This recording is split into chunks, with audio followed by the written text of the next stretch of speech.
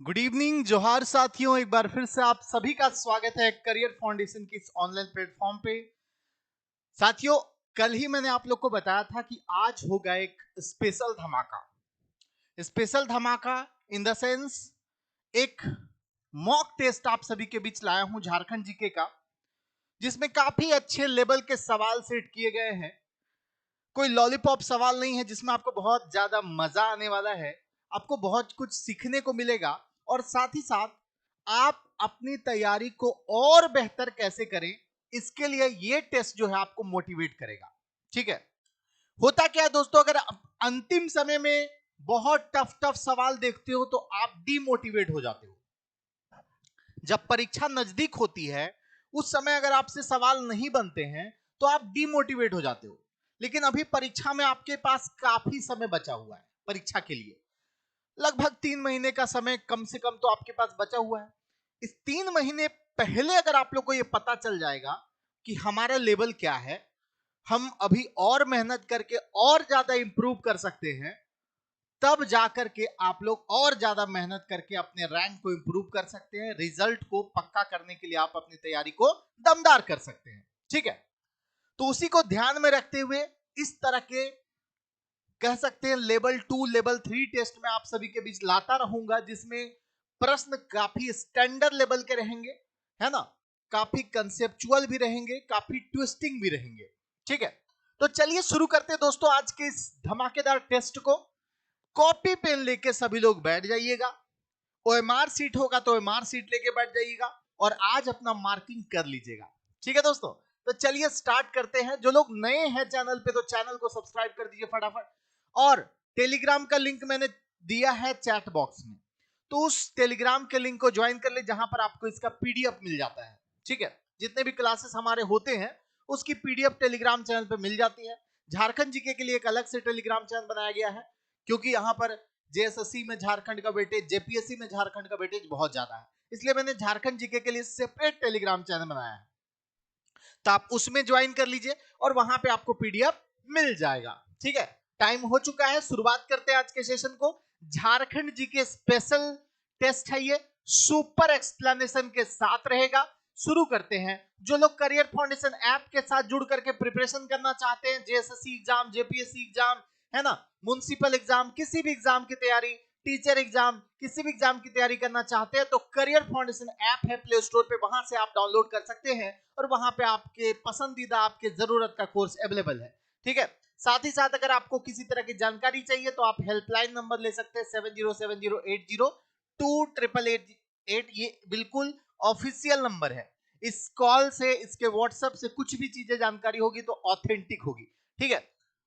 तो शुरू किया जाए। तैयार है सभी लोग? पहला सवाल ला आप सभी के स्क्रीन के सामने। चलिए, 400 लोग लगभग जुड़ने वाले हैं शुरुआत करने से पहले। चलिए 400 जल्दी से पूरा कीजिए और 200 लाइक जल्दी से पूरा कीजिए सेशन, तब हम स्टार्ट करेंगे। पहला सवाल तब लाएंगे, है ना। जल्दी से 400 लाइव आ जाइए। 375 हो चुके हैं। 400 लाइव की संख्या जल्दी से कीजिए दोस्तों सभी लोग। पहला सवाल आप सभी के बीच हम लाएंगे। चलिए, कॉन्सेंट्रेट होकर आज का टेस्ट दीजिएगा, बिल्कुल भी लापरवाही नहीं, बिल्कुल भी क्या बोलते हैं। चलिए, 400 लोग आ गए हैं और 400 लोग लाइव आ चुके हैं। पहला सवाल आप सभी के स्क्रीन पर ला रहे हैं दोस्तों। ये रहा आप सभी के सामने पहला सवाल। ठीक है। रसिक मंगल ग्रंथ में झारखंड का किस नाम से उल्लेख मिलता है? ठीक है। रसिक मंगल ग्रंथ में झारखंड का उल्लेख किस नाम से मिलता है?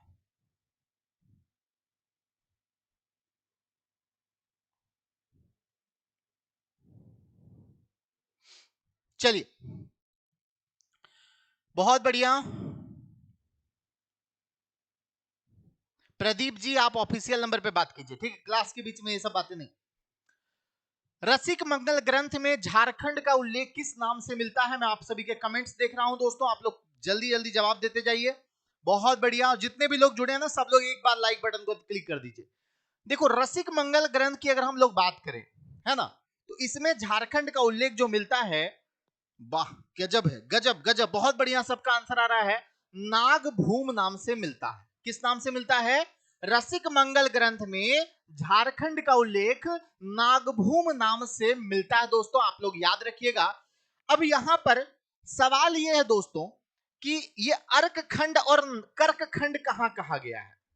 झारखंड क्षेत्र को अर्कखंड और कर्कखंड भी कहा गया है क्या? कभी सुना आपने?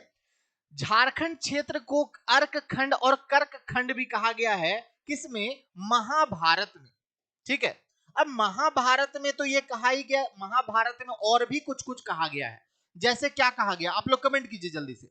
महाभारत में झारखंड का उल्लेख किस किस नाम से मिलता है? एक तो अर्कखंड हो गया, दूसरा कर्कखंड हो गया। इससे पहले जो आपने पढ़ा होगा महाभारत में किस नाम से उल्लेख मिलता है दोस्तों? बहुत बढ़िया, आंसर आना चाहिए फटाफट। चलिए, very good, very good. Mahabharata में एक तो हो गया पुंडरिक देश। क्या हो गया? पुंडरिक देश है कि नहीं? पुंडरिक देश महाभारत में, पुंडरिक देश और पशु भूमि। बहुत बढ़िया, पशु भूमि।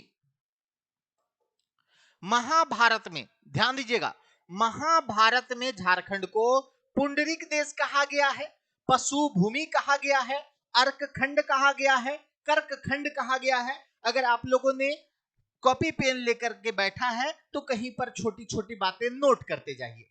अब आपने कोकरह के बारे में भी पढ़ा है, ये आंसर हो गया ना, इस क्वेश्चन का आंसर भी हो गया। अब आपने कोकरह के बारे में भी पढ़ा है, तो कोकरह किस में कहा गया है? ये तो आप लोग भली भांति जानते हैं कि मुगल काल में तो कोकरह कहां ही गया है ना? मुगल काल में तो कोकरह झारखंड को कहां ही गया है। इसके अलावा भी दोस्तों आपको याद रखना है, माथिर उल उमरा, है ना? माथिर उल उमरा एक ग्रंथ है। ठीक है, माथिर उल उमरा एक ग्रंथ है, इसमें भी झारखंड को कोकरह कहा गया है। माथिर उर उमला, है ना? माथिर उल उमरा एक ग्रंथ है, उसमें झारखंड को कोकरह कहा गया है। मुगल काल में झारखंड को कोकरह कहा गया है। रसिक मंगल ग्रंथ में झारखंड को नागभूम कहा गया है। महाभारत में पुंडरिक देश कहा गया है, पशु भूमि कहा गया है, अर्कखंड कहा गया है, कर्कखंड कहा गया है। समझ में आ गया? चलिए, पहला क्वेश्चन अगर आप लोगों को दमदार लगा हो, एक्सप्लेनेशन अच्छा लगा हो, तो एक सभी लोग लाइक, जितने भी लोग लाइव हैं सभी लोग लाइक कर दीजिए। अगला सवाल आप सभी के स्क्रीन पर है दोस्तों। झारखंड का शेफील्ड कहा जाने वाला भेंडरा किस जिले में स्थित है ना? झारखंड का शेफील्ड कहा जाने वाला भेंडरा किस जिले में स्थित है? फटाफट आंसर बताइएगा सभी लोग। जमशेदपुर, रांची, गुमला या फिर बोकारो? चार ऑप्शन आप सभी के सामने है, उत्तर दें। झारखंड का शेफील्ड, देखो भाई, ये झारखंड का शेफील्ड इसको इसलिए भी बोलते हैं ना, इसको पहले बिहार का शेफील्ड कहा जाता था, लेकिन ये वाला जगह अब आ गया झारखंड में, इसलिए हम लोग क्या बोलने लगे? इसको झारखंड का शेफील्ड कहने लगे। जानते हैं यहां पर क्या है? यहां पर एक गांव है, समझे? एक ग्राम पंचायत बोलिए। वहां पर क्या है ना कि पूरा लघु एवं कुटीर उद्योग फैला हुआ है। समझे?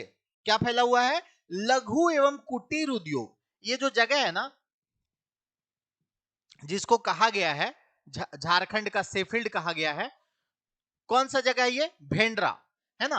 भेंडरा जो है दोस्तों, यहां पर लघु एवं कुटीर उद्योग, लघु एवं, अब क्वेश्चन में ये ना पूछ करके, झारखंड का शेफील्ड ना पूछ करके, अगर आपसे पूछ दिया जाए कि झारखंड का कौन सा स्थान है जो लघु एवं कुटीर उद्योगों के लिए फेमस है, ठीक है, समझे? शेफील्ड ना पूछ करके बोल देगा लघु एवं कुटीर उद्योगों के लिए फेमस स्थान झारखंड में कौन सा है, तो आप लोग का आंसर क्या हो जाएगा दोस्तों? ये भेंडरा हो जाएगा। और भेंडरा जो है वो बोकारो जिले में स्थित है। डी आंसर इसका बिल्कुल करेक्ट हो जाएगा। ठीक है, तो समझ में आया? लगभग 250 एकड़ एरिया में यहां पर लघु एवं कुटीर उद्योग पूरा फैला हुआ है। बात समझ में आया कि नहीं? अब एक चीज और यहां पर मैं आपको बताना चाहूंगा कि इसको आखिर शेफील्ड किसने कहा, है ना? तो आपको बता दें, फोर्ड फाउंडेशन, इसको बिहार का शेफील्ड का दर्जा दिया गया था। बिहार का शेफील्ड का दर्जा दिया गया था किसके द्वारा? फोर्ड फाउंडेशन के द्वारा। किसके द्वारा दोस्तों? Ford foundation. फोर्ड फाउंडेशन के द्वारा इसको बिहार का शेफील्ड कहा गया था, फोर्ड फाउंडेशन के द्वारा एक समय। लेकिन फिर झारखंड अलग हो जाने के बाद ये झारखंड में आ गया, बोकारो जिले में आ गया भेंडरा नामक जगह, तो इसको हमने क्या कह दिया? झारखंड का शेफील्ड कह दिया। ठीक है। उसी तरह झारखंड की हल्दी घाटी भी आप लोग को पता होगा। झारखंड की हल्दी घाटी कोराम्बे को कहते हैं, जो गुमला में स्थित है। समझे? झारखंड की हल्दी घाटी किसको कहते हैं? कोराम्बे को कहते हैं, जो गुमला में स्थित है। क्लियर है? चलिए अगले क्वेश्चन की ओर बढ़ते हैं। सवाल नंबर 3 आप सभी के सामने स्क्रीन पर यह रहा। पलास झारखंड के अलावा किस राज्य का राजकीय पुष्प है? ये तो आप लोग जानते होंगे दोस्तों कि झारखंड का राजकीय पुष्प पलास है, जिसका वैज्ञानिक नाम क्या होता है? ब्यूटिया स्पर्मा। क्या होता है? ब्यूटिया स्पर्मा इसका वैज्ञानिक नाम होता है। साथ ही साथ आप लोग यह भी जानते हैं कि झारखंड का राजकीय वृक्ष जो है वो साल है। राजकीय वृक्ष क्या है? साल है। राजकीय आपका राजकीय पक्षी क्या है दोस्तों? बताइए बताइए, राजकीय पक्षी झारखंड का क्या है? क्या है? कोयल है ना? एशियाई कोयल। झारखंड का राजकीय पशु क्या है दोस्तों? तो हाथी है राजकीय पशु। ठीक है। सबका वैज्ञानिक नाम भी आप लोग को पता ही होगा, मुझे उम्मीद है कि आप लोग को पता होगा। तो चलिए इसका करेक्ट आंसर बता दूं आप लोग को। उत्तर प्रदेश इसका करेक्ट आंसर है। झारखंड और उत्तर प्रदेश दोनों का है ना राजकीय पुष्प यानी फूल कौन सा है? ब्यूटिया स्पर्मा है, यानी कि पलास है ना। पलास ब्रांड भी अब हो गया झारखंड में। पलास ब्रांड की भी चीजें आने लग गई हैं झारखंड के अंदर। क्लियर हो गया साथियों? तो ये सब बातें भी याद रखिएगा। राजकीय वृक्ष साल हो गया, राजकीय पक्षी कोयल हो गया, एशियाई कोयल। राजकीय पशु हो गया हाथी, है ना। और हाथी के लिए अगर हम फेमस अभ्यारण्य की बात करें तो हाथी के लिए जो है वो दलमा अभ्यारण्य है, जिसको गज आरक्ष भी घोषित किया गया है। वहां पर हाथी परियोजना, देश में पहली बार हाथी परियोजना अगर कहीं शुरू की गई थी तो वो जमशेदपुर के दलमा में की गई थी। अगला सवाल काफी बढ़िया सवाल है। झारखंड गठन होने के बाद 6 नए जिलों का गठन हुआ। जामताड़ा जिला का गठन किस जिले से अलग करके किया गया? ठीक है, क्वेश्चन का स्टैंडर्ड बढ़िया है दोस्तों। अगर आज के सेशन में 40-44 क्वेश्चन है, आज के सेशन में अगर आप 30 से ज्यादा सही कर जाते हैं मतलब आपकी तैयारी अच्छी है, अच्छे लेवल की है। समझे? 30 से ज्यादा कर जाते हैं तो अच्छे लेवल की है। आपको बस रिवीजन करना है, थोड़ा थोड़ा पढ़ाई अच्छे से मजबूती से करते रहना है। ठीक है दोस्तों? तो चलिए इस क्वेश्चन का राइट आंसर सभी लोग बताइए तो जरा। झारखंड गठन होने के बाद 6 नए जिलों का गठन हुआ। जामताड़ा जिला का गठन, देखो झारखंड गठन होने के बाद लातेहार जिला का गठन सबसे पहले हुआ। ठीक है। उसके बाद आप लोग का बहुत सारे जिलों का गठन हुआ, उसमें आपका जामताड़ा भी है, जामताड़ा भी है आपका, और कौन सा है आपका? सिमडेगा भी है।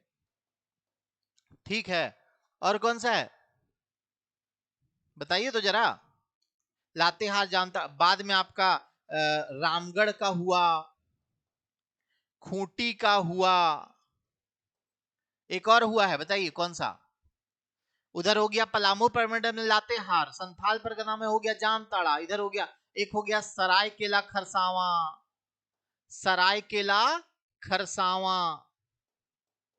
अब ये तो बात सबको याद रहता है कि कौन कौन सा जिला 6 जिला बाद में बना है, ये बात सबको याद रहता है। लेकिन यहां पर ये याद रखना भी जरूरी है दोस्तों कि ये किन किन जिलों से अलग करके ये नया जिला बना है। तो लातेहार जो है वो पलामू से अलग करके बना है, सबको पता है ना। जामताड़ा किससे बना है बताइए? जामताड़ा का जो विभाजन हुआ है वो दुमका से हुआ है। किससे हुआ है दोस्तों? दुमका से हुआ है। आप लोग का आंसर यही ना आ रहा है? जी बहुत बढ़िया भाई, बहुत बढ़िया। सिमडेगा किससे हुआ है दोस्तों? तो ये गुमला से अलग हुआ है। सरायकेला खरसावां किससे हुआ दोस्तों? तो पश्चिमी सिंहभूम से अलग हुआ है। झारखंड में पश्चिमी सिंहभूम, पूर्वी सिंहभूम 2 जिला है। सरायकेला खरसावां पश्चिमी सिंहभूम से अलग हुआ है। रामगढ़ जिला हजारीबाग से अलग हुआ है।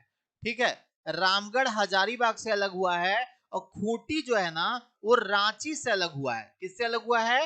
रांची से अलग हुआ है। सबको याद होना चाहिए। लातेहार जिला का गठन पलामू से अलग करके किया गया। जामताड़ा दुमका से अलग करके, सिमडेगा का गठन गुमला से अलग करके, सरायकेला खरसावां का गठन पश्चिमी सिंहभूम से अलग करके, रामगढ़ का गठन हजारीबाग से अलग करके और खूंटी का गठन रांची से अलग करके किया गया। और ये सारे जिले जो हैं इसमें रामगढ़ और खूंटी जिला का गठन वर्ष 2007 में हुआ है, जबकि बाकी जो चारों जिलों का गठन वर्ष 2001 में झारखंड निर्माण के बाद हुआ है। तो आंसर इसका क्या हो गया साथियों? सी इसका करेक्ट आंसर हो गया।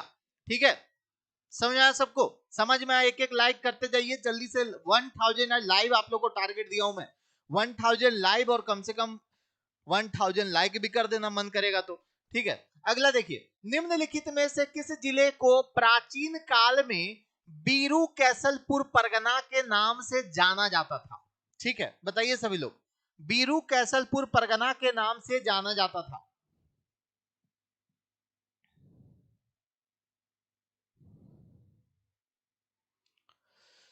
चलिए इस प्रश्न का सही उत्तर दीजिए। गुमला, सिमडेगा, सिंहभूम, चतरा, 4 ऑप्शन आपके सामने है। बीरू कैसलपुर परगना के नाम से किस जिला को प्राचीन काल में जाना जाता था? ये आप सभी का सवाल है। आप लोग आंसर बता दीजिए सभी लोग। बहुत लोग आंसर बता भी रहे हैं, हर क्वेश्चन का आंसर कुछ लोग बता रहे हैं, है ना? बहुत अच्छी बात है, बहुत अच्छी बात है। चलिए आंसर कीजिए।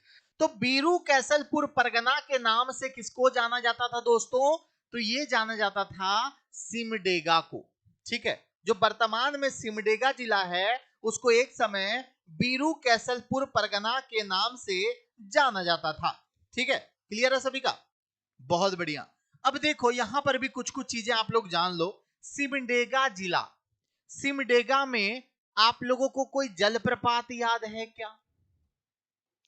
जलप्रपात याद है सिमडेगा में? बताओ, बताओ जल्दी से। सिमडेगा में कौन सा जलप्रपात आप लोग को याद है?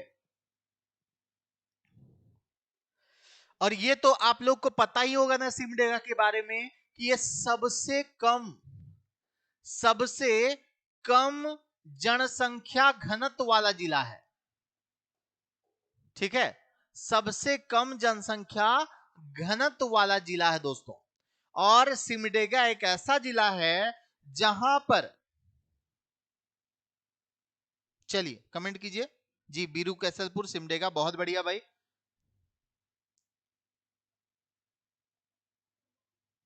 बी, हाँ ठीक है। सुगा काटा घाग कहां है भाई?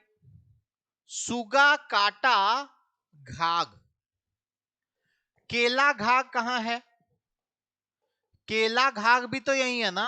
सुगा काटा घाग, केला घाग, ये दोनों कहां है?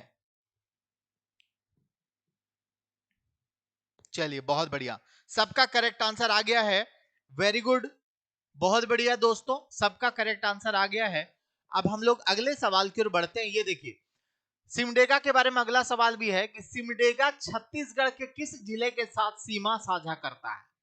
सिमडेगा जिला जो है, आप लोग को पता होगा कि सिमडेगा जो है झारखंड के मैप को अगर इस तरह से आप गढ़वा को लीजिएगा तो यहां पर कुछ सिमडेगा है।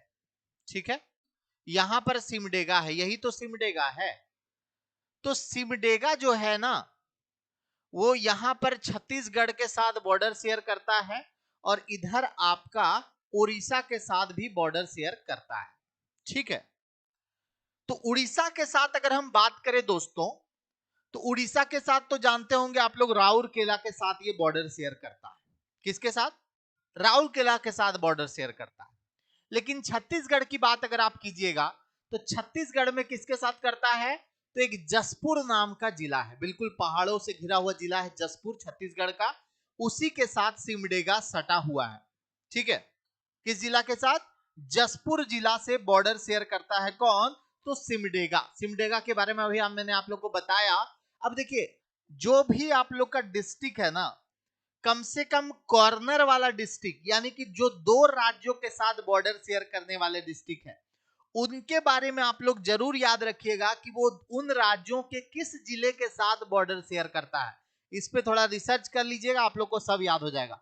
जैसे गढ़वा के बारे में आप लोग जानते ही है ना, कि गढ़वा जो है उत्तर प्रदेश के किस जिले के साथ और छत्तीसगढ़ के किस जिले के साथ बॉर्डर शेयर करता है, आप लोग को बताए हैं कई बार, है ना। बताइए, आप लोग को याद है ना सब। अगला देखिए, रामगढ़ राज्य की प्रथम राजधानी कौन सी थी? सुतियांबे, सिसिया, उर्दा या फिर इचाक? सभी लोग उत्तर देंगे। रामगढ़ राज्य की प्रथम राजधानी कौन सी थी दोस्तों? आप लोग को पता भी होगा, फटाफट आंसर कीजिए। रामगढ़ राज हुआ करता था, बागदेव सिंह इसके संस्थापक थे, है ना। रामगढ़ राज के संस्थापक कौन थे? बागदेव सिंह इसके संस्थापक थे। इसकी कई सारी राजधानियां रही, है ना। उसमें से सबसे जो पहली राजधानी थी दोस्तों, वो कौन सा था? सिसिया था।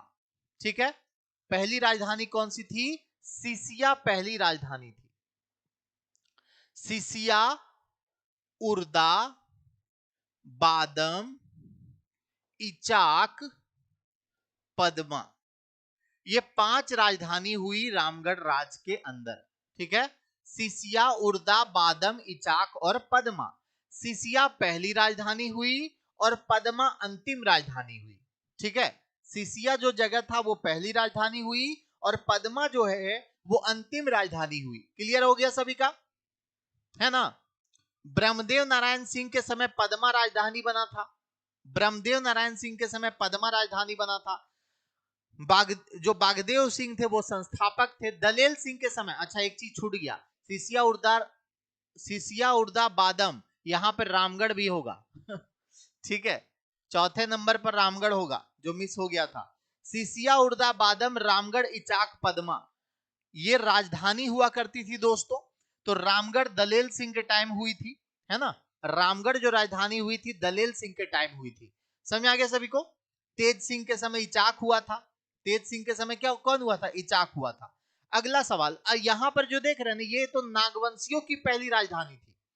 सुतियांबे जो है नागवंश की पहली राजधानी थी। ठीक है ना। नेक्स्ट क्वेश्चन देखिए, किस जनजाति का बधु मूल्य सुकदाम कहलाता है? यहां पे सुकदाम होगा। किस जनजाति का बधु मूल्य सुकदाम कहलाता है? कमेंट करें सभी लोग दोस्तों, फटाफट कमेंट करते जाएं। पीडीएफ मिल जाएगा, लेकिन पहले पढ़ लीजिए, पढ़िएगा, एक्सप्लेनेशन देखिएगा, एक्स्ट्रा चीजें आप लोग के दिमाग में जाएगी। पीडीएफ में बस वही क्वेश्चन और आंसर होगा, समझे। तो खाली पीडीएफ मत पढ़ने के चक्कर में रहिए, क्लास कीजिएगा, ज्यादा नॉलेज होगा। किस जनजाति का बधु मूल्य सुकदाम कहलाता है? सबर, कवर, बिरहोर या फिर गोंड? बताएं सभी लोग आंसर इस प्रश्न का क्या हो जाएगा। बहुत बढ़िया सवाल है, सभी लोग उत्तर दे दें।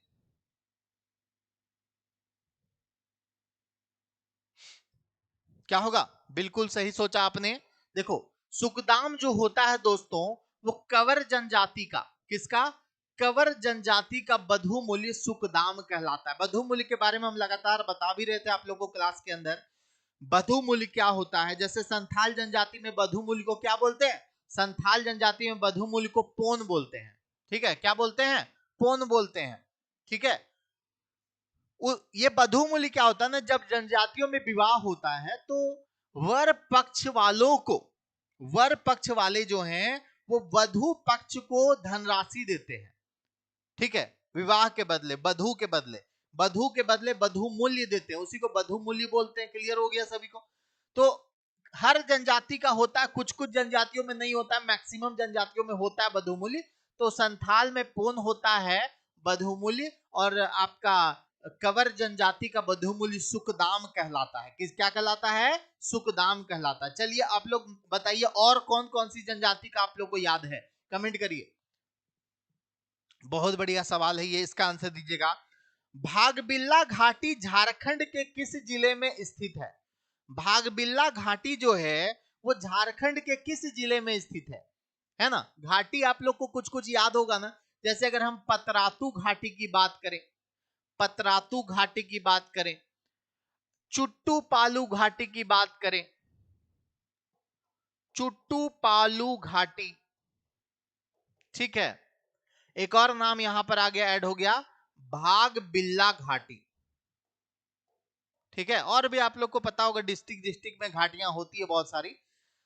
दोस्तों अगर हम बात करें ये घाटी हम क्यों आपसे पूछे, भाग बिल्ला घाटी जो है एक ऐसी घाटी है जो बिल्कुल पतरातू घाटी की तरह है, ठीक है। पतरातू घाटी तो झारखंड का बहुत ज्यादा फेमस हो गया, आप लोग जानते होंगे। पतरातू घाटी पूरा टूरिज्म के लिए तो बहुत फेमस हो गया है, लोग जाते हैं वहां पर, घूमते हैं, फोटो सेल्फी लेते हैं, ठीक है। क्योंकि यूं कुछ पतरातू घाटी जो है कुछ यूं इस प्रकार से है, ठीक है, ऐसे है। तो ठीक ऐसे ही मिलता जुलता घाटी एक भागबिल्ला घाटी है झारखंड के अंदर, जो कि पश्चिमी सिंहभूम जिले में स्थित है। कहां स्थित है? भागबिल्ला घाटी पश्चिमी सिंहभूम जिले में स्थित है। बहुत बढ़िया भाई, बहुत अच्छी तैयारी है आप लोगों की, ठीक है। बहुत जबरदस्त रिजल्ट होने वाला है करियर फाउंडेशन से। मैं जहां तक लाइव सेशन देख पा रहा हूं, मैं कैसा भी सवाल ला रहा हूं, बहुत अच्छे अच्छे आंसर आप लोग देते हैं, और इससे मेरा जो मन है वो बहुत गदगद हो जाता है। मेरा उस दिन का इंतजार है जिस दिन रिजल्ट आएगा और हजारों की संख्या में आप लोग सक्सेस कीजिएगा, ठीक है। करियर फाउंडेशन से हजारों की संख्या में लोग सक्सेस करेंगे, और इसके लिए हम लोग को भी अब जो कुछ भी करना है, जो कुछ भी करना है सब करेंगे। लास्ट के 2 से 3 महीना में वो सब कुछ देंगे दोस्तों आप लोगों को, चाहे ऐप वाले स्टूडेंट हो, चाहे यूट्यूब में हो, जिससे आपका रैंक इंप्रूव हो जाए, मैक्सिमम से मैक्सिमम रिजल्ट आ जाए, ठीक है।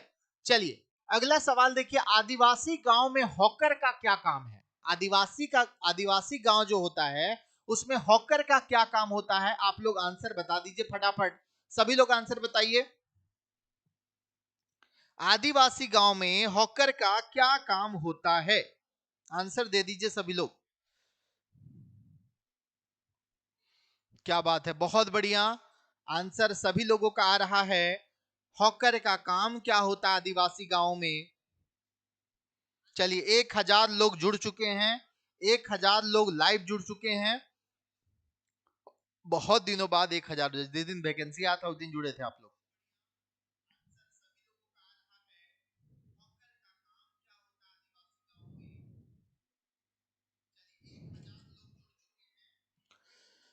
चलिए बहुत बढ़िया। तो दोस्तों हॉकर का काम होता है सूचना का प्रसार करना, सूचना का प्रचार करना, ठीक है। सूचना का प्रचार करना हॉकर का काम होता है दोस्तों, ठीक है। वेरी बहुत बढ़िया, सभी लोगों का यहां पर करेक्ट आंसर आ रहा है, सभी लोगों का करेक्ट आंसर आ रहा है दोस्तों जी। मैक्सिमम क्वेश्चन मिल जाएगा हमारी किताब में, मैक्सिमम जो आज करवा रहे हैं ना उसमें मैक्सिमम, हो सकता है 2-4 सवाल ना मिले लेकिन मैक्सिमम मिल जाएगा, ठीक है। नेक्स्ट सवाल देखिएगा दोस्तों, महेंद्र सिंह धोनी, भाई आप लोग को बहुत सारी बातें महेंद्र सिंह धोनी के बारे में पता भी है पहले से, ठीक है। और यहां पर हम लोग एक बार रिकॉल कर लेते हैं, महेंद्र सिंह धोनी को किस विश्वविद्यालय द्वारा डॉक्टरेट की मानक उपाधि से विभूषित किया गया?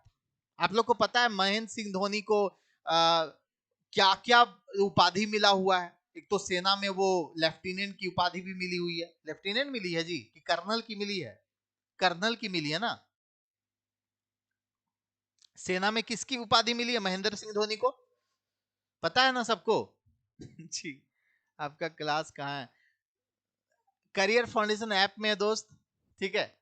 तो महेंद्र सिंह धोनी की बात अगर हम करते हैं दोस्तों, झारखंड की आन बान और शान, ठीक है।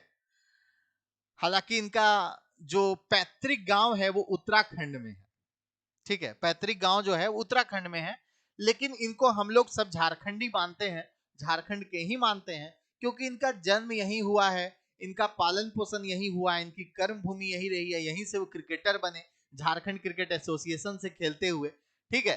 तो साथियों महेंद्र सिंह धोनी को डॉक्टरेट की उपाधि जो मिली थी वो कौन से संस्थान के द्वारा मिली थी? बहुत लोग इसमें ना, बहुत लोग गलत आंसर कर रहे हैं, ठीक है, इस क्वेश्चन में लोग फंस गए हैं दोस्तों। अगर हम बात करें महेंद्र सिंह धोनी को डॉक्टरेट की उपाधि, तो ऑक्सफोर्ड विश्वविद्यालय से नहीं मिली थी, ठीक है। मैसाचुसेट्स विश्वविद्यालय से नहीं मिली थी, ठीक है। कौन से विश्वविद्यालय से मिली थी दोस्तों? कौन से विश्वविद्यालय से मिली थी? बिल्कुल सही सोचा आपने, सी आंसर जिनका भी आ रहा है ना, डी मांट फाट विश्वविद्यालय। ठीक है, नाम क्या है जी, क्या होगा?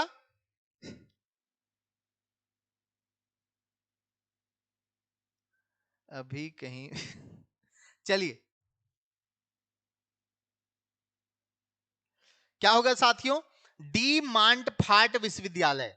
डी मांट फाट विश्वविद्यालय जो है, यह भी आपका कहां है? आपका ब्रिटेन का है। ठीक है, ब्रिटेन का विश्वविद्यालय है। और इस विश्वविद्यालय ने महेंद्र सिंह धोनी को किसकी उपाधि दी? डॉक्टरेट की उपाधि दी। ठीक है, अब देखिए, आप लोग को पता है महेंद्र सिंह धोनी को कौन कौन सा पुरस्कार मिल चुका है? इनको पद्मश्री भी मिल चुका है ना।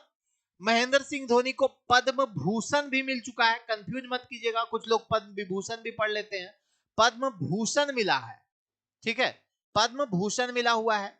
महेंद्र सिंह धोनी को जो है पद्मश्री मिला है, पद्म भूषण मिला है। उसके अलावा राजीव गांधी खेल रत्न भी मिला है। क्या? राजीव गांधी खेल रत्न भी मिला है। महेंद्र सिंह धोनी की कप्तानी में ही भारत ने पहला T20 वर्ल्ड कप अपने नाम किया। बहुत सालों बाद 1983 के बाद 2011 का वर्ल्ड कप अपने नाम किया। ठीक है, उसके अलावा आईसीसी चैंपियन ट्रॉफी अपने नाम किया। तो जितनी भी वर्ल्ड चैंपियनशिप है, वर्ल्ड टूर्नामेंट है, उसमें महेंद्र सिंह धोनी ने भारत को सफलता दिलाई। ठीक है, 2004 में महेंद्र सिंह धोनी ने बांग्लादेश के खिलाफ अपने वनडे करियर की शुरुआत की। 2004 में वनडे करियर की शुरुआत बांग्लादेश के खिलाफ की थी इन्होंने। ठीक है, उसके अलावा महेंद्र सिंह धोनी का, आप लोग बताइए, टेस्ट करियर की शुरुआत किसके खिलाफ हुई थी? टेस्ट करियर की शुरुआत किसके खिलाफ हुई थी? तो श्रीलंका के खिलाफ हुई थी, है ना, श्रीलंका के खिलाफ। और T20 करियर की शुरुआत जो है वो साउथ अफ्रीका के खिलाफ हुई थी महेंद्र सिंह धोनी की। ठीक है, बाकी चीजें हम एक दिन वीडियो बनाए थे महेंद्र सिंह धोनी पे, उसमें हम सब कुछ बताए थे। ठीक है, अगला सवाल देखिएगा, झारखंड के सिंहभूम जिले के निम्नलिखित तांबे की खदानों में से कौन सा अभी भी चालू है? चालू मतलब मत समझ लीजिएगा गलत बात। ठीक है, चालू मतलब चल रहा है। चलो कमेंट कर दो साथियों, झारखंड के सिंहभूम जिले के निम्नलिखित तांबे की खदानों में से कौन सा अभी भी चालू है? बानालोपा, बडिया, पाठागोरा, सुरदा। चलिए सभी लोग उत्तर दीजिए, इनमें से कौन सा खदान अभी भी चालू है? बाकी कुछ बंद हो गया है। और नेशनल कॉपर कॉरपोरेशन, है ना, नेशनल कॉपर कॉरपोरेशन इसको संचालित कर रही थी। तो ये क्या हो जाएगा? सुरदा हो जाएगा आंसर। जो लोग भी डी आंसर किए उन सभी का बिल्कुल सही आंसर आ रहा है। जिनका भी डी आया भाई, उन सभी का बिल्कुल करेक्ट है साथियों। ठीक है, हाँ, एक चीज मैं आप लोगों को बता दूं कि अगस्त महीने के एंड तक 20 तारीख के आसपास करियर फाउंडेशन का ऑफलाइन ब्रांचेज भी शुरू हो जाएगा। ठीक है, फिलहाल हमारा जो शुरुआती जो ये है, उसमें हमारा टारगेट 11th जेपीएससी को टारगेट करते हुए, प्रीलिम्स और मेंस को टारगेट करते हुए एक बैच बनने जा रहा है। ठीक है, शुरुआत में। और हमारा बाकी प्लान सीजीएल में रिजल्ट इंप्रूवमेंट के लिए अगर कुछ टेस्ट वगैरह कराया जाए तो वो चीजें वहां पर ऑफलाइन सेंटर में कराई जा सकती है। ठीक है, और पूरा जो पुख्ता जानकारी वहां पे सारा चीज बन जाएगा, उसके बाद हम आप लोगों को देंगे। ठीक है, अभी वहां पे फर्नीचर का काम चल रहा है। अगला देखिए, निम्नलिखित में से समाज का कौन सा भाग वेद व्यास आवास योजना का प्रमुख लाभार्थी है? ठीक है, एक झारखंड में योजना चलती है दोस्तों, वेद व्यास आवास योजना। यस मेहरा जी, आप ऐप में विजिट कीजिए, करियर फाउंडेशन ऐप। निम्नलिखित में से समाज का कौन सा भाग वेद व्यास आवास योजना का लाभार्थी है? ठीक है, वेद व्यास आवास योजना क्या है दोस्तों? इसमें 1,20,000 रुपया, 1,20,000 रुपया इसमें दिया जाता है। ठीक है, किसके लिए? घर बनाने के लिए, है ना। और ये मछुआरों के लिए है। कौन इसका लाभार्थी है? तो मछुआरे लोग इसका लाभार्थी है वेद व्यास आवास योजना का। इसमें जो घर बनता है वो 700 वर्ग फीट में बनता है। ठीक है, कितना वर्ग फीट में? 700 वर्ग फीट यानी 700 स्क्वायर फीट, यानी फीट का स्क्वायर कर दीजिए। 700 स्क्वायर फीट एरिया में 1,20,000 रुपए सरकार के द्वारा अनुदान दी जाती है, जिससे वो घर बना सकते हैं मछुआरे लोग। ठीक है, अगला सवाल है रेलवे क्रीडांगन, क्रीडांगन डैश में स्थित, क्रीड़ा का मतलब जानते हैं, क्रीड़ा क्रीडांगन का मतलब होता है खेलों का मैदान, समझे, क्रीड़ा स्थल का मतलब वही होता है। तो रेलवे क्रीडांगन जो है वो कहां स्थित है दोस्तों, बताइए जल्दी से, फटाफट आंसर कीजिए सभी लोग। बहुत बढ़िया, रेलवे क्रीडांगन की अगर हम बात करें तो ये है आपका धनबाद में। कहां है, धनबाद में। ये बेसिकली तो ये फुटबॉल के लिए है, किसके लिए है, ये बेसिकली फुटबॉल के लिए है, लेकिन यहां पर क्रिकेट भी खेला जाता है। ठीक है, तो याद रखिएगा बेसिकली फुटबॉल मैदान है दोस्तों। आप लोगों को अगर खेल से बारे में पता होगा, आप लोग बताइए, बोकारो के अंदर आप लोग को पता होगा कि बोकारो के अंदर झारखंड का तीसरा इंटरनेशनल क्रिकेट स्टेडियम बनने जा रहा है। ठीक है, बोकारो के अंदर झारखंड का तीसरा इंटरनेशनल क्रिकेट स्टेडियम बनने जा रहा है। झारखंड का पहला जो क्रिकेट स्टेडियम बना था सबसे पहले, वो जमशेदपुर में कीनन स्टेडियम था। हालांकि अभी वहां पे खेलों का आयोजन नहीं हो रहा है बहुत सालों से, है ना, जब से रांची के अंदर जेएससीए क्रिकेट स्टेडियम बना है तब से वहां पे कीनन स्टेडियम में खेल नहीं होता है। ठीक है, तीसरा स्टेडियम धनबाद बोकारो में बनने जा रहा है। वैसे बोकारो में जो स्टेडियम है अभी वर्तमान में, मोहन कुमार मंगलम स्टेडियम अगर आपसे पूछ दिया जाए तो वो बोकारो में स्थित है, जबकि मोहन आहूजा स्टेडियम पूछ दिया जाए तो जमशेदपुर में स्थित है। ठीक है, मोहन आहूजा स्टेडियम कहां है, जमशेदपुर में है। मोहन कुमार मंगलम स्टेडियम कहां है, बोकारो में है। जेएससीए क्रिकेट स्टेडियम कहां है, तो जेएससीए क्रिकेट स्टेडियम रांची में है। बिरसा मुंडा स्टेडियम कहां है, रांची में है दोस्तों, है ना, बिरसा मुंडा स्टेडियम कहां है, रांची के अंदर है। जयपाल सिंह मुंडा स्टेडियम रांची के अंदर है। गोल्फ मैदान कहां है दोस्तों, तो गोल्फ मैदान धनबाद में है। और रेलवे क्रीडांगन भी कहां है, तो धनबाद में है। ठीक है, बुल्लू इमाम किस जनजाति लोक कला से संबंधित है, दोस्तों आप लोग सुने होंगे, पढ़ते होंगे, बुल्लू इमाम को पद्मश्री पुरस्कार भी मिल चुका है। बुल्लू इमाम को पद्मश्री पुरस्कार भी मिल चुका है। यहां पर जो सवाल है किस जनजातीय लोक कला से संबंधित है, मतलब उस लोक कला को प्रचलित करने के लिए, उस लोक कला को आगे बढ़ाने के लिए बुल्लू इमाम ने बहुत प्रयास अपनी ओर से किए हैं। ठीक है, एक हमारे मित्र का कमेंट आ रहा, ऑफलाइन बैच कहां स्टार्ट हो रहा है, लालपुर रांची, रांची में स्टार्ट हो रहा है। ठीक है, बुल्लू इमाम किस जनजातीय लोक कला से, दोस्तों आप लोग को पता होगा, सोहराय एवं कोहबर कला। ठीक है, सोहराय एवं कोहबर एक प्रकार की चित्रकारी है झारखंड में, जो झारखंड के हजारीबाग जिले के आसपास आपको देखने को मिलेगी। ठीक है, दोनों से रिलेटेड मैंने कई सारे सवाल भी करवाए हैं, बहुत सारे सवाल करवाए हैं। तो आप लोग रेगुलर जो सेशन में रहते हैं उनको बहुत खोद खोद के चीजें मैं बता दे रहा हूं, है ना। तो दोस्तों सोहरा एवं कोहबर हो जाएगा, आप लोग को याद होना चाहिए। ठीक है, बुल्लू इमाम, सोहरा, इनको पद्मश्री पुरस्कार भी बुल्लू इमाम को मिल चुका है। आप लोग को यह भी बता दे दोस्तों कि हाउस ऑफ लॉर्ड के द्वारा, लंदन के हाउस ऑफ लॉर्ड के द्वारा इनको Gandhi international peace, Gandhi international, Gandhi international peace award, ठीक है, गांधी इंटरनेशनल पीस अवार्ड भी बुल्लू इमाम को मिल चुका है दोस्तों। लंदन में जो हाउस ऑफ लॉर्ड है, हाउस ऑफ लॉर्ड के द्वारा गांधी इंटरनेशनल पीस अवार्ड भी इनको मिल चुका है। अगला, झारखंड राज्य में इंदिरा गांधी मातृत्व सहयोग योजना के अंतर्गत प्रदान की जाने वाली राशि कौन सी है। ठीक है, अब देखिए, जो मां बनने वाली होती हैं उनको सरकार के द्वारा एक योजना चलाई जा रही है, इंदिरा गांधी मातृत्व सहयोग योजना। इसमें जच्चा बच्चा के पोषण के लिए सरकारी मदद मिलती है। सब यही पूछ लोगे जी बैना कुमार जी, अरे भाई ये क्लास के बीच में फी कितना है सर, है ना, ये सब चीजें नहीं पूछनी चाहिए, ये सब चीजें बाद में पूछनी चाहिए। व्हाट्सएप नंबर, ऑफिशियल नंबर पे बात करना चाहिए। और ऐसे भी फी अभी डिसाइड नहीं हुआ, आप लोग का जितना इंक्वायरी आएगा जितने स्टूडेंट मैक्सिमम वहां पर होंगे, जो हम एक लिमिट रखे हैं, उस मैक्सिमम लिमिट तक पहुंचिएगा तो फी बहुत कम हो जाएगा। ठीक है, चलिए तो क्या हो जाएगा साथियों, सबका आंसर आ गया ना, डी आंसर। भाई 6,000 रुपया मिलता है। कितना मिलता है? 6,000 रुपया मिलता है।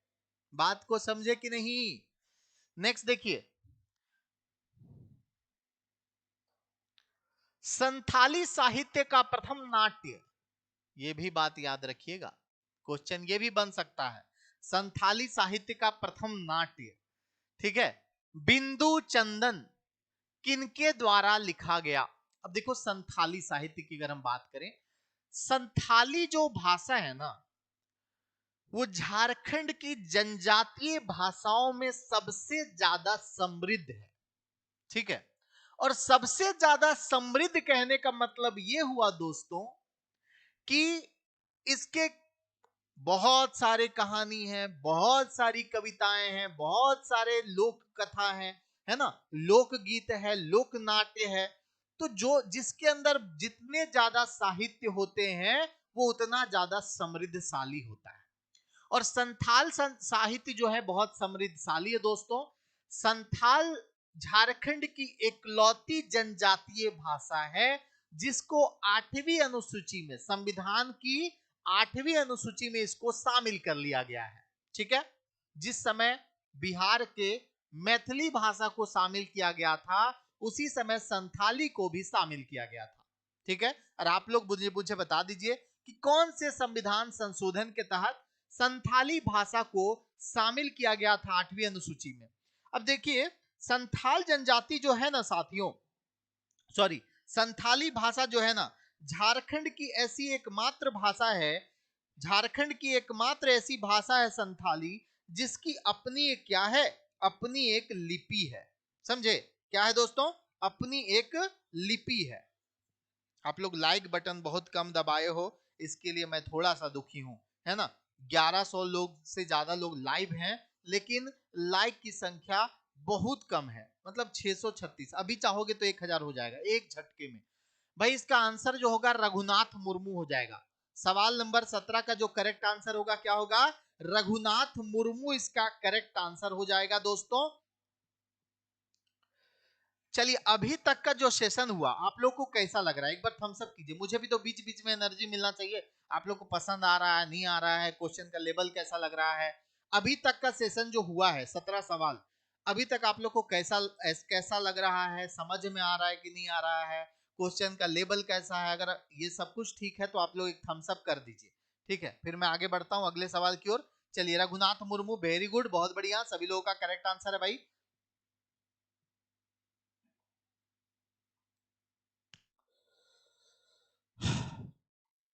नेक्स्ट देखिए, ये क्वेश्चन ना गड़बड़ हो गया है, कुछ टाइपिंग मिस्टेक है। 19 देखिए डायरेक्ट, 1913 में गिरिडीह में खंभे पर आवर स्वाधीन भारत शीर्षक के पर्चे किसने चिपकाए थे? ये क्वेश्चन बहुत बढ़िया क्वेश्चन है। इससे 2-3 चीजें मैं आप लोग को बताऊंगा, इसलिए सवाल लाया हूं। ये सवाल इसलिए लाया हूं कि यहां से 3 इंफॉर्मेशन मैं आप लोग को दूंगा, जो तीनों इंफॉर्मेशन बहुत इंपॉर्टेंट है। ठीक है दोस्तों, 1913 की घटना है, गिरिडीह में खंबे पर आवर स्वाधीन भारत। देखिए, 1905 के बाद पूरे देश भर में एक ऐसा माहौल बना हुआ था कि प्रकाशन के माध्यम से, पोस्टर के माध्यम से, पॉम्पलेट्स के माध्यम से लोगों को जागरूक किया जा रहा था। एक क्रांतिकारी विचारधारा फैली हुई थी। लाल बाल पाल जो जो थे, उन्होंने क्रांतिकारी पूरी विचारधारा फैलाई थी। गर्म दल का उदय हो चुका था। तो इस समय झारखंड में भी कुछ एक्टिविटी हुआ था 1913 में गिरिडीह में, है ना। गिरिडीह में ये एक्टिविटी हुआ था, जो खंबे होते हैं, बिजली के खंबे होते हैं या फिर कोई और खंबे, उसमें आवर स्वाधीन भारत नाम से शीर्षक से ये पर्चे चिपकाया गया था, पॉम्पलेट चिपकाया गया था। ठीक है, पूछा यह जा रहा है कि किसने चिपकाया था, ये जो पॉम्पलेट है किसने चिपकाया था? आंसर बताइए।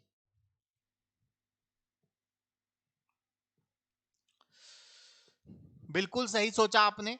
ये जो चिपकाने का काम जो किए थे वो निर्मल चंद्र बनर्जी थे, है ना। चिपकाने का काम कौन किए थे? निर्मल चंद्र बनर्जी किए थे। अगर आपको ये बोला जाए ये पर्चा लाने का काम, पर्चा बंगाल से लाने का काम क्रिस्टो राय के द्वारा किया गया था। किसके द्वारा? क्रिस्टो राय के द्वारा बंगाल से पर्चे लाने का काम किया गया था। साथ ही साथ आपको यह भी पता होना चाहिए कि मनोरंजन गुहा ठाकुर, ठीक है, कौन? मनोरंजन गुहा ठाकुर, मनोरंजन गुहा ठाकुर ने इसके लिए धन मुहैया कराया था। ठीक है, मनोरंजन गुहा ठाकुर जो थे एक अभरक खान के मालिक थे, समझे, एक अभरक खान के मालिक थे। उन्होंने इसके लिए फंड दिया था।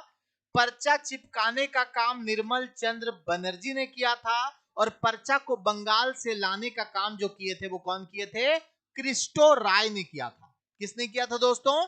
क्रिस्टो राय ने किया था। क्लियर हुआ सभी का? चलिए बहुत बढ़िया जी। चलिए ये रहा आप सभी के सामने अगला सवाल। इसका आंसर दीजिए जल्दी से आप लोग आंसर दीजिए फटाफट। सेशन आज 40 से ज्यादा सवाल मैं आप लोगों के लिए लाया हूं और आज आप लोगों से यह उम्मीद भी कर रहा हूं कि आज ज्यादा से ज्यादा संख्या में लोग जुड़ेंगे और जो नए जुड़े हैं उन लोग सब्सक्राइब भी कर दीजिएगा। ठीक है, सब लोग एक एक बार सब्सक्राइब कर दीजिएगा जी। बहुत बढ़िया अभिषेक कुमार, बहुत बढ़िया। चलो इसको देखो, किसने घोषणा की कि अबुआ राज, देखो यहां पे थोड़ा सा है ना टाइपिंग मिस्टेक हो गया है, ठीक है। अबुआ राज एटे जाना महारानी राज टुड्डू, ठीक है। अबुआ राज एटे जाना महारानी राज टुड्डू, इसका मतलब जानते हैं क्या आप लोग? अबुआ राज एटे जाना महारानी राज टुड्डू, इसका मतलब ये हुआ कि मुंडाओं का राज आ चुका है। अब महारानी विक्टोरिया का राज खत्म होने वाला है। ठीक है, महारानी कल मिल जाएगा पीडीएफ, इसका पीडीएफ कल मिल जाएगा टेलीग्राम चैनल पे। टेलीग्राम चैनल का लिंक मैंने दिया है चैट बॉक्स में, देख लीजिए चैट बॉक्स में दिख रहा होगा ब्लू कलर का। टेलीग्राम का 2 लिंक दिया है, उसमें एक जो झारखंड जी के बाद उसमें मिलेगा पीडीएफ। ठीक है, तो किसने घोषणा की? अबुआ राज एट्टे जाना महारानी राज टुड्डू। तो ये घोषणा बिरसा मुंडा के द्वारा की गई थी। जो लोग भी डी आंसर कर रहे हैं उन सभी का बिल्कुल करेक्ट है। ठीक है, बिरसा मुंडा के द्वारा ये घोषणा की गई थी दोस्तों। समझ में आ रहा सभी को? चलिए भाई बहुत बढ़िया। अब देखो, अब बिरसा मुंडा की चर्चा हो ही गई है तो भाई बहुत सारे नए बच्चे पढ़ रहे हैं, बहुत सारे पहली बार पढ़ रहे हैं, तो आप लोगों को बता दे उली हातू में इनका जन्म हुआ था, है ना।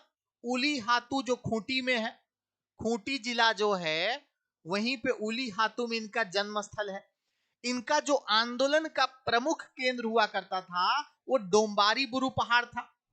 ठीक है, डोम्बारी बुरु पहाड़, बुरु का मतलब पहाड़ ही होता है। डोम्बारी बुरु पहाड़ इनके आंदोलन का प्रमुख केंद्र था। यह सवाल पूछा गया था जेपीएससी के अंदर। ठीक है, अब इनका जो जन्म हुआ था दोस्तों वो 15 नवंबर कब हुआ था? 1875 में हुआ था। ठीक है, 15 नवंबर 1875 में इनका जन्म हुआ था। और इनकी मृत्यु कब हुई थी बताइए सभी लोग कमेंट करके एक बार। इनकी मृत्यु कब हुई एग्जैक्ट डेट के साथ बताइए। आप लोग को यह पता होगा दोस्तों कि बिरसा मुंडा की जन्म जयंती पर झारखंड राज्य का स्थापना दिवस है और बिरसा मुंडा की जन्म जयंती को वर्ष 2001 में क्या घोषित 2021 में क्या घोषित कर दिया गया है? जनजातीय गौरव दिवस। क्या? जनजातीय गौरव दिवस घोषित कर दिया गया है। बिरसा मुंडा की जयंती 15 नवंबर को जनजातीय गौरव दिवस के तौर पर मनाया जाता है पूरे देश भर में। ठीक है, आया बात समझ में कि नहीं जी? 9 जून 1900 ईस्वी, 1909 नहीं, 9 जून 1900 ईस्वी को रांची के जेल में इनकी मृत्यु हो गई थी। अंग्रेजों ने जो रीजन बताया वो हैजा बीमारी बताया था, लेकिन बात कुछ वैसा नहीं था। ये एक संदेह में रह गया कि बिरसा मुंडा की मृत्यु कैसे हुई। ठीक है ना। चलिए बाकी बहुत सारी बातें हैं बिरसा मुंडा के बारे में। बिरसा आंदोलन की बात अगर हम करें तो 1895 में शुरू होता है 1900 तक ये आंदोलन, जब तक वो जिंदा रहते हैं तब तक ये आंदोलन चलता रहता है। अगला सवाल है, छोटा नागपुर क्षेत्र के पहले क्रांतिकारी कौन थे जो अंग्रेजों के खिलाफ लड़ते हुए शहीद हुए थे? छोटा नागपुर क्षेत्र के पहले क्रांतिकारी कौन थे जो अंग्रेजों के खिलाफ लड़ते हुए शहीद हो गए थे? बुद्धू भगत, जतरा भगत, ताना भगत, कुंवर सिंह। चलिए उत्तर दे दीजिए, झारखंड से रिलेटेड सवाल है, आप लोग सभी लोग उत्तर दीजिए, किसको आंसर पता है।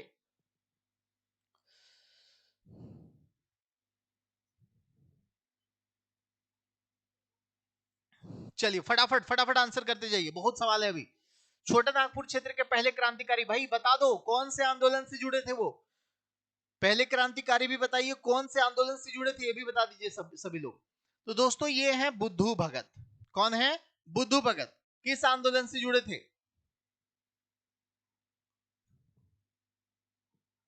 आपके कमेंट का मैं वेट कर रहा हूं, बता दो मेरे साथियों। चलिए बहुत बढ़िया भाई। छोटा नागपुर क्षेत्र के पहले क्रांतिकारी कौन थे जो अंग्रेजों के खिलाफ लड़ते हुए शहीद हुए थे? शहीद हुए थे बुद्धू भगत, जतरा भगत, ताना भगत, कुंवर सिंह। तो बुद्धू भगत आंसर हो गया। कौन से आंदोलन से भाई बताओ जल्दी से। आंदोलन, अरे आंदोलन का नाम पूछ रहे हैं। कोल विद्रोह, बहुत बढ़िया। नेक्स्ट अगला सवाल, सोना डैश डैश में पाया जाता है? देखो खान बहुत है झारखंड के अंदर। झारखंड को भारत का रूर प्रदेश कहते हैं, क्यों? क्योंकि खान खनिज बहुत ज्यादा है। झारखंड की अर्थव्यवस्था जो है, झारखंड सरकार जिससे कमाई होती है सबसे ज्यादा, झारखंड की अर्थव्यवस्था खान खनिज और खनिज आधारित उद्योगों पर निर्भर करती है।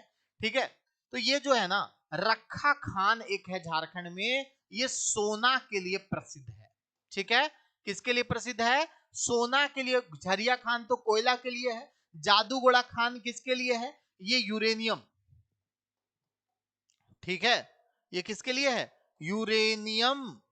ध्यान रखना भाई, ये हो गया कोयला। ठीक है, ये किसके लिए हो गया? कोयला। किरीबुरु खान, ये आप लोग के लिए मैं एक छोड़े जा रहा हूं सवाल। ठीक है, इसका जवाब आप लोग अभी कॉपी में लिखिए। किरीबुरु खान बताना है आप लोगों को कमेंट बॉक्स में, कॉपी में लिखिए, बाद में आप लोग फिर भूल जाएंगे, बाद में फिर ये ध्यान में नहीं रहेगा सर ने एक क्वेश्चन पूछा था। किरीबुरु खान आप लोग कहीं कॉपी में लिख लीजिए। आप लोग को बताना है किस चीज का खान है और कहां पर स्थित है, और रखा खान कहां पर स्थित है, कमेंट करना है आप लोगों को।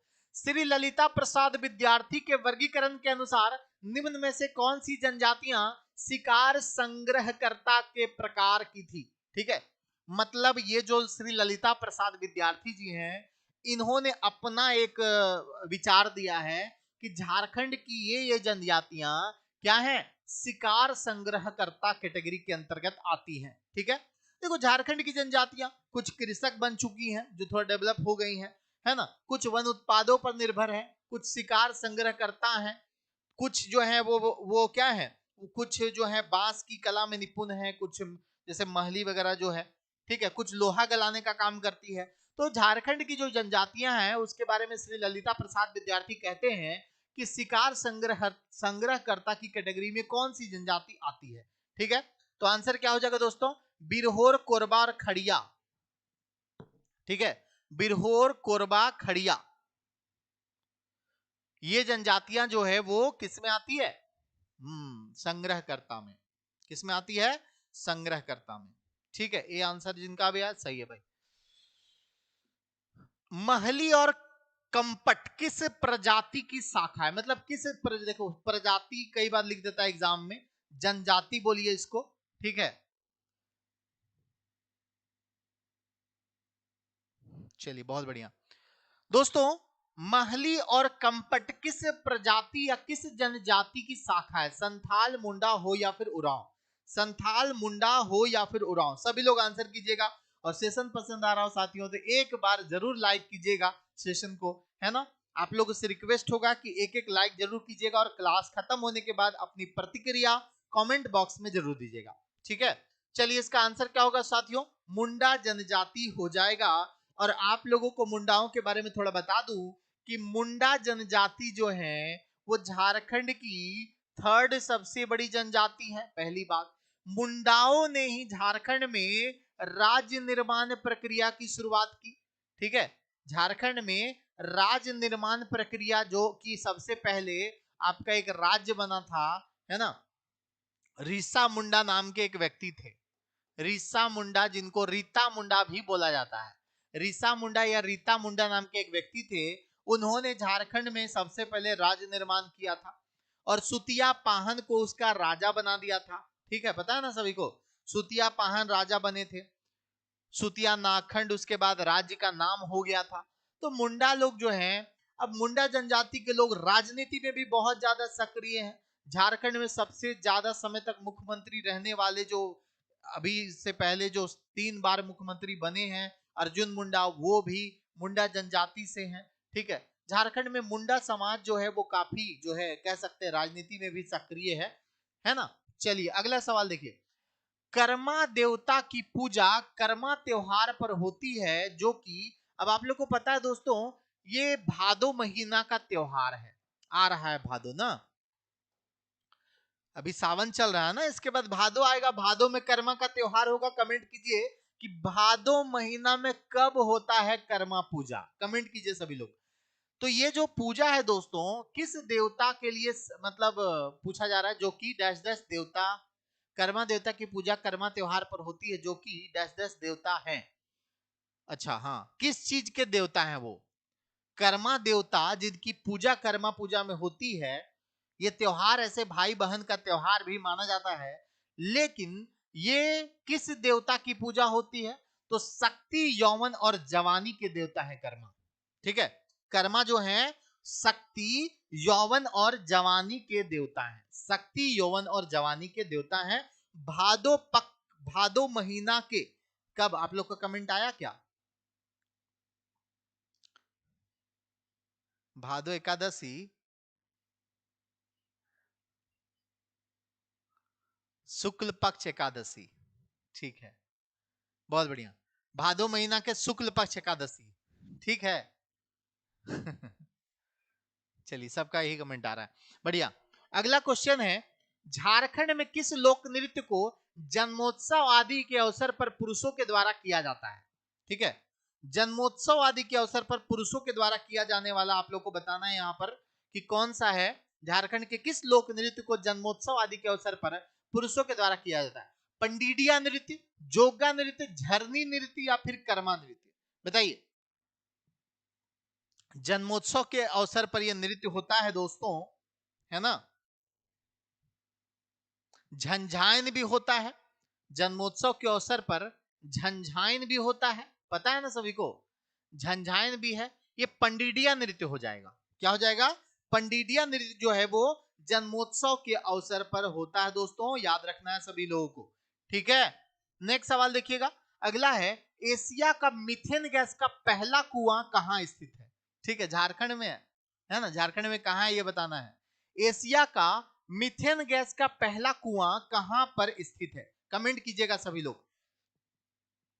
हमारी जिस प्रकार से मैं एक्सप्लेन करके पढ़ाता हूं दोस्तों, उसी प्रकार से आपको क्वेश्चंस हर चैप्टर के, हर प्रीवियस ईयर एग्जाम के और चैप्टर के, चैप्टर वाइज मिल जाएगा इस किताब में। ठीक है, ये झारखंड एमसीक्यू की किताब है।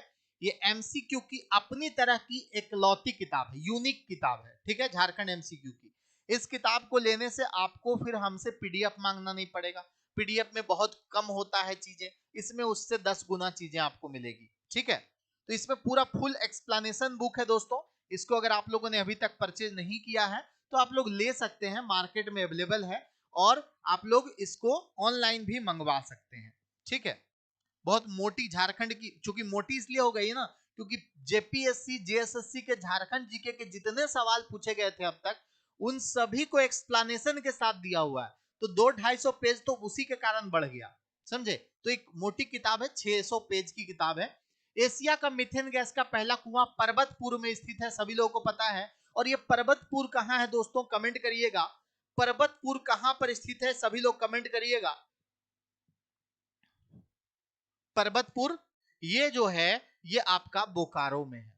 ठीक है, भेंड्रा भी आज बताए थे, भेंड्रा भी बोकारो में था, है ना। पर्वतपुर भी कहां है?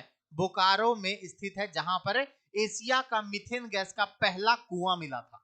और ये क्वेश्चन भी जेएसएससी में पूछा हुआ है। ठीक है, जेएसएससी में कई बार, एक बार जेएसएससी सीजीएल में पूछा है, एक बार दरोगा में पूछा है। ठीक है, अगला क्वेश्चन है, निम्नलिखित प्रजातियों में से सच्चाई के लिए बलिदान के लिए कौन सी प्रजाति यानी जनजाति, जहां भी प्रजाति शब्द का यूज किया है वो एग्जाम में पूछा हुआ क्वेश्चन है, और प्रजाति शब्द को जनजाति शब्द को प्रजाति भी लिख दिया है, हालांकि प्रजाति थोड़ा अलग है। ठीक है, क्या होगा दोस्तों, ये खरवार जनजाति जो होती है ना, खरवार जनजाति जो होती है, ये जो है ना सच्चाई और बलिदान के लिए मानी जाती है। ठीक है, सच्चाई के लिए कुछ भी कर सकती है, सच्चाई और बलिदान के लिए ये मानी जाती है। चलिए, बहुत बढ़िया, वेरी गुड। चलिए आगे बढ़ते हैं दोस्तों अगले सवाल की ओर। अगला सवाल देखते हैं आपका क्या है।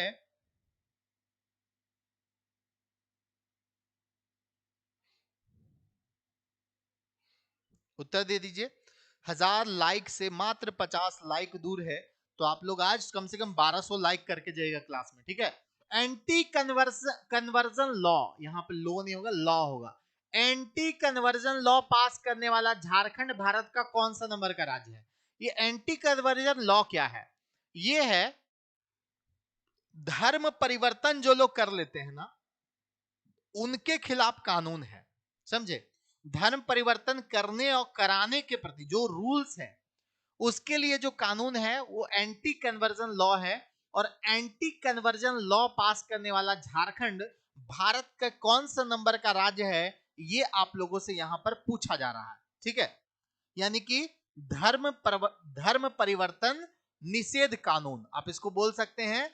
जो धर्म परिवर्तन के को रोकने के लिए कानून बनाया गया है, ये झारखंड जो है भारत का 9वां राज्य है जो इस तरह का कानून बनाया है।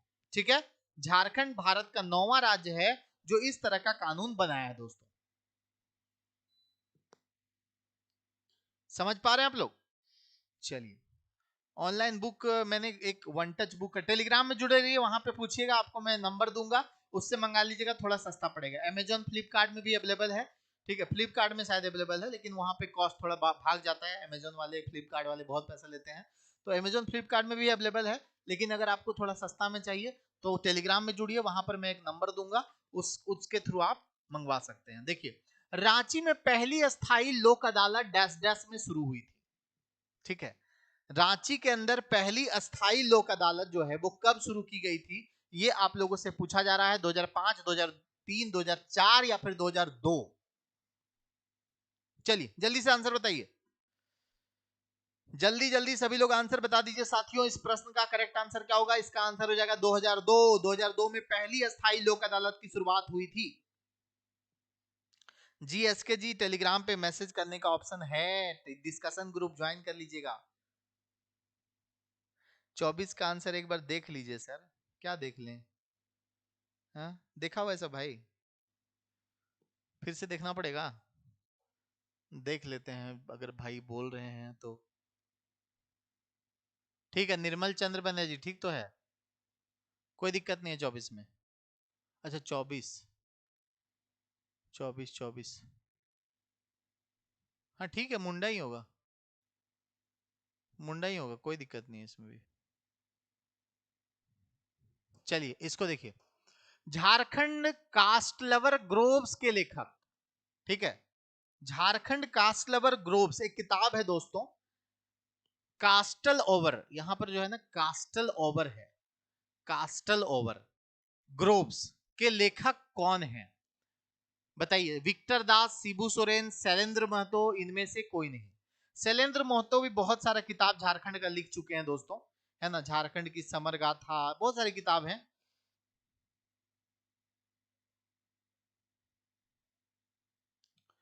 झारखंड कास्ट लवर ग्रोव्स के लेखक, जी बिल्कुल, कुछ चीजें मैं ऑब्जेक्टिव में कवर करा देता हूं दोस्तों। बहुत देखिए, थ्योरी सेशन में हो सकता है कुछ एक आध पॉइंट कहीं छूट जाए, तो ऑब्जेक्टिव क्लास और थ्योरी क्लास दोनों करना जरूरी होता है। कुछ चीजें ऑब्जेक्टिव में ऐसी आपको नहीं मिलेगी जो थ्योरी में आपको नहीं मिली है, कुछ चीजें आपको थ्योरी में नहीं मिलेगी जो ऑब्जेक्टिव में नहीं मिली है। ठीक है, तो दोनों कंबाइंड चीजें कवर कीजिए। ठीक है, आंसर क्या हो जाएगा? विक्टर दास। क्या हो जाएगा आंसर दोस्तों? विक्टर दास। जिनका भी उत्तर आ रहा है सभी का बिल्कुल सही है ना? विक्टर दास जिनका भी आंसर आ रहा है सभी का करेक्ट है।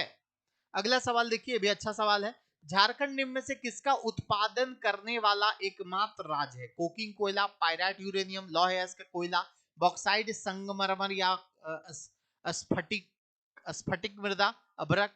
भाई ये तीनों चीजों में ना कोकिंग कोयला, पायराइट और यूरेनियम का झारखंड उत्पादन करता है। एक झारखंड ही वो राज्य है जो इन तीनों चीजों का उत्पादन करता है, कोकिंग कोयला का, पायराइट और यूरेनियम का। और ऐसा ये सब उत्पादन करने वाला झारखंड भारत का एकमात्र राज्य है साथियों, आप लोग ध्यान रखना। ठीक है, नेक्स्ट सवाल। शैलेश कुमार बंदोपाध्याय को किस क्षेत्र में पद्म भूषण से सम्मानित किया गया था? ठीक है, बताइए, झारखंड से संबंधित शैलेश कुमार बंदोपाध्याय को किस क्षेत्र में? अब डायरेक्टली मान लीजिए ऐसे क्वेश्चन ना भी पूछे तो आपको ये पूछे कि शैलेश कुमार बंदोपाध्याय का संबंध किस क्षेत्र से है। ठीक है, आप लोग को विभूति पढ़ना है ना, झारखंड की विभूति, तो झारखंड की विभूति में हर क्षेत्र से जुड़े हुए लोगों के बारे में आपको पता होना चाहिए। खेल के क्षेत्र में, चिकित्सा के क्षेत्र में, कृषि के क्षेत्र में, समाज सेवा के क्षेत्र में, राजनीति के क्षेत्र में, है ना, कला के क्षेत्र में जुड़े हुए सभी लोगों को पता होना चाहिए आपके विभूति चैप्टर में। तो ये जो शैलेश कुमार बंदोपाध्याय है जिनको पद्म भूषण पुरस्कार भी मिल चुका है, ये चिकित्सा और सार्वजनिक सेवा के क्षेत्र से जुड़े हुए हैं।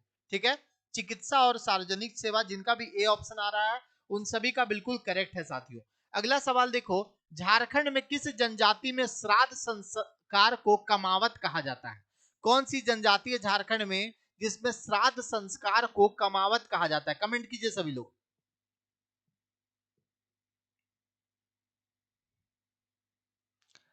श्राद्ध संस्कार को कमावत कहा जाता है। भूमिज, बेदिया, बैगा या फिर चिक बड़ाई? उत्तर दो। चलिए, आंसर सभी लोगों का आ गया है, भूमिज जनजाति। ये धनबाद क्षेत्र में इनको सरदार कहा जाता है। ठीक है, धनबाद क्षेत्र में ये लोग पाए जाते हैं ज्यादातर, और इनको वहां पर सरदार कहा जाता है। ठीक है, भूमिज विद्रोह भी झारखंड के अंदर हुआ, गंगा नारायण के नेतृत्व में।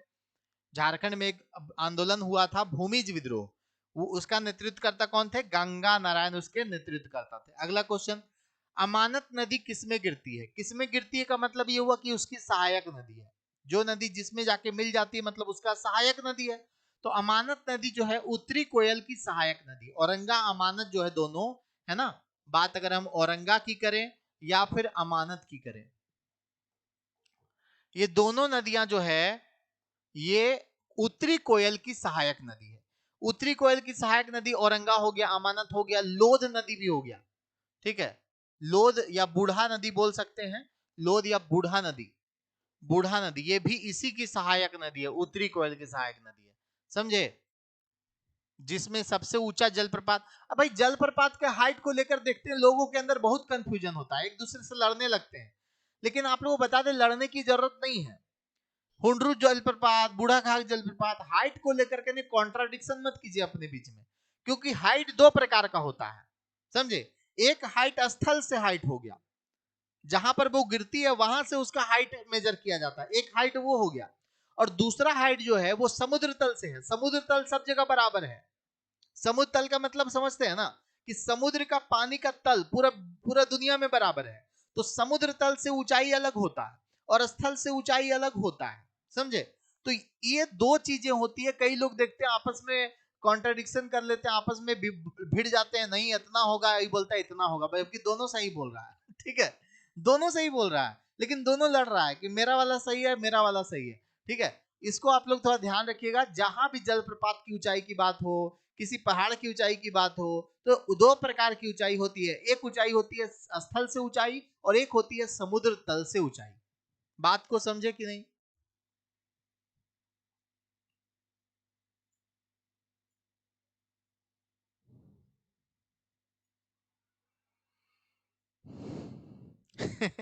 ठीक है, देखो जैसे जैसे आपका बूढ़ा घाघ है, तो बूढ़ा घाघ 100, कोई बोल रहा है 143 मीटर है, कोई बोल रहा है आपका 137 मीटर है। ठीक है, लेकिन दोनों सही है। दोनों लड़ रहे लेकिन दोनों सही है। चलिए, अब देखिए झारखंड में मयूराक्षी नदी एकमात्र ऐसी नदी है दोस्तों जिसमें नौकायन संभव है ना, नौकायन संभव है। इसको मोर नदी भी बोलते हैं। मयूराक्षी नदी का उद्गम त्रिकुट पहाड़ी देवघर से होता है। त्रिकुट पहाड़ी वही पहाड़ी जहां पे रोपवे हादसा हुआ था पिछले साल, तो याद रखिएगा, सवाल बन सकता है। ठीक है, देवघर में त्रिकुट पहाड़ी है जहां पे रोपवे हादसा हुआ था, जिसके कारण पूरे देश में मतलब सुर्खियों में रहा था, कई लोगों की इसमें जान भी चली गई थी। ठीक है, बाकी आप लोग जानते हैं स्वर्णरेखा नदी झारखंड की इकलौती ऐसी नदी है जो बंगाल की खाड़ी में डायरेक्ट जाके गिरती है ना, बंगाल की खाड़ी में डायरेक्ट जाके गिरती है। स्वर्णरेखा की सहायक नदियों में खरकई हो गया, आपका कांची नदी हो गया, आपका राढ़ू नदी हो गया, ये सब स्वर्णरेखा की सहायक नदियां हैं। ठीक है, सोन नदी के बारे में भी आप लोग जानते हैं, क्या जानते हैं? सोन नदी पलामू की सीमा बनाती बिहार के साथ। जी, कनाडा डैम, मसानजोर डैम, ये मयूराक्षी नदी पर। बहुत बढ़िया। बोंगा किस कबीले के देवता हैं? बढ़िया सवाल है ये भी। बोंगा जो है वो किस कबीले के देवता हैं? उत्तर दे दो सभी लोग। बोंगा किस कबीले के देवता हैं? मुंडा, हो, कोल या फिर उरांव? ये जो है बोंगा, ये मुंडा कबीले के देवता हैं। ठीक है, किसके? मुंडा कबीले के देवता हैं बोंगा। अगला देखिए, झारखंड के किस जनजाति का युवा गृह गितियोरा के नाम से जाना जाता है? गितियोरा के नाम से किसको है? मुंडा जनजाति का। मुंडा जनजाति का युवा गृह गितियोरा कहलाता है ना। मुंडा जनजाति का युवा गृह जो है वो गितियोड़ा कहलाता है, सभी लोगों को पता है। ठीक है साथियों, अगला सवाल देखो, जावा त्योहार इसकी उम्मीद से मनाया जाता है। अच्छी उर्वरता और बेहतर गृहस्थी, धान, शक्ति, अच्छा पति। जावा त्योहार एक झारखंड में है दोस्तों, ये किस किस लिए मनाया जाता है, मतलब किस उम्मीद से मनाया जाता है? ठीक है, तो जावा त्योहार अच्छी उर्वरता और बेहतर गृहस्थी मिले, इसके लिए जावा त्योहार झारखंड के अंदर मनाया जाता है। सभी लोग इसको भी ध्यान रखिएगा। ठीक है, अगला सवाल भी बढ़िया है। झारखंड में धूबिया किसको कहा जाता है? झारखंड में धूबिया आखिर क्या है? उत्तर दीजिए सभी लोग। झारखंड में धूबिया क्या है? आज का टेस्ट में टोटल नंबर ऑफ क्वेश्चन 44 है, और आज अगर आप लोग 35 क्वेश्चन सही कर दीजिएगा तो मतलब आपका झारखंड जीके खतरनाक है। ठीक है, अच्छा नहीं है, खतरनाक है, समझे? मैं इतने सालों से पढ़ा रहा हूं झारखंड जीके, करीब 6-7 साल तो झारखंड जीके पढ़ाते हुए हो गया। अगर आज के सेशन में 44 में से 35 प्लस अगर आप सही कर गए, या 35 भी सही कर गए आज के सेशन में, तो निश्चित तौर पे मैं आपको बता रहा हूं झारखंड जीके में आपको कोई प्रॉब्लम नहीं होने वाला है। इतनी तैयारी आपकी है। ठीक है, बस आप रिवीजन करते रहिए। नृत्य होगा इसका आंसर डी। जिनका भी डी आंसर आ रहा है उन सभी का बिल्कुल करेक्ट है। जिनका भी डी आंसर आ रहा है उनका बिल्कुल करेक्ट है दोस्तों। डी आंसर जिनका भी आया सबका करेक्ट आंसर है। ठीक है, अगला क्वेश्चन देखिएगा, यह भी बढ़िया सवाल है। कौन सा कबीला संयुक्त परिवार की बंद टोली कहलाता है? ठीक है, कबीला कहने का मतलब यहां जनजाति ही है। कौन सा कबीला संयुक्त परिवार की बंद टोली कहलाता है? हो, मुंडा, संथाल या फिर गोंड? संयुक्त परिवार की बंद टोली कहलाता है।